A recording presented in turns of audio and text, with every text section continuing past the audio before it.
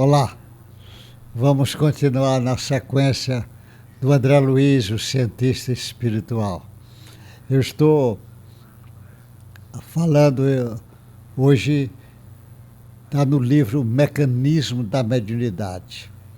Mecanismo da Mediunidade, um livro psicografado pelo Chico Xavier e o Valdo Vieira.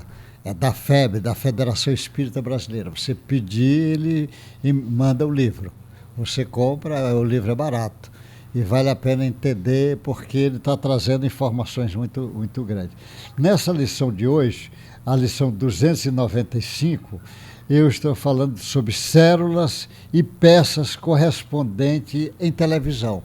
Que ele está fazendo uma comparação do pensamento e a televisão, que é uma forma didática para que pudéssemos entender. Não é a mesma coisa, porque o pensamento ele trabalha na velocidade acima da velocidade da luz e a televisão na velocidade da luz.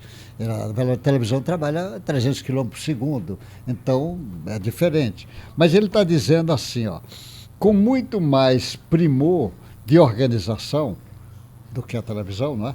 O cérebro, ou cabina de manifestação do espírito, tanto quanto possamos conhecer-nos, do ponto de vista da estrutura mental, em nossa presente condição evolutiva, possui nas células o implemento que serve de aparelhagem correspondente às peças empregadas em televisão para emissão e recepção das correntes eletrônicas. Isso é muito interessante, as células trabalham a corrente eletrônica e isso existe já trabalho sobre isto, trabalhando isto. Porque a célula precisa ainda discutir mais. Esse lado espiritual não é discutido. O próprio energia vital, sem a compreensão da energia vital, vai ser difícil entender a célula profundamente na capacidade que ela é capaz de entender, inclusive, a estrutura mental, como o André Luiz estuda, a estrutura mental das células. Eu falei isso um pouco lá no livro Evolução em Dois Mundos. Ele diz, correspondente às peças serve de aparelhagem, as células implemento que serve de aparelhagem correspondente às peças empregadas na televisão para emissão e recepção de corrente eletrônica, exteriorizando as ondas que lhes são características e transportarem consigo estímulos, imagens, vozes, cores, palavras, sinais múltiplos, através de vias aferentes e eferentes dos fechos de sintonia natural. Ele vai fazer uma comparação, depois ele vai chamando, configura-se admiravelmente dos recursos sensíveis do cérebro, sistema nervoso, plexo, glândulas endócrinas, enriquecimento de outros elementos sensorial ao veículo físico e psicossomático, cabendo ainda acentuar que a nossa comparação peca demasiadamente pela pobreza conceptual, ele está dizendo, porquanto em televisão, na atualidade, há conjuntos distintos para emissão e recepção, quando o espírito na engrenagem individual do cérebro conta com recursos avançados para o serviço de emissão e recepção simultânea. Ele está dizendo que o cérebro tem recurso muito mais avançado que a televisão. Lógico que ele tem, porque o cérebro é a caixa de ressonância.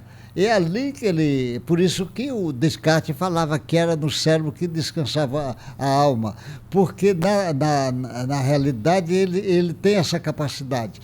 E as células e as peças vai ajudar nessa engrenagem, porque o cérebro, sem as células, ele também não iria fazer isso. E esse movimento eletrônico que existe nas células, que ainda é pouco discutido, já começa a ser discutido, mas ainda é pouco, ela é fantástica. E para entender isso, nós vamos ter que trazer, como eu disse, a discussão da energia vital para as células, porque como a célula individual, ela já apresenta inteligência, é só olhar uma ameba, olhar uma bactéria, ela já tem movimento, já assimila, já reproduz, já tem uma série de atos de de atos que nós podemos dizer primórdios da inteligência sendo apresentada ao ser humano.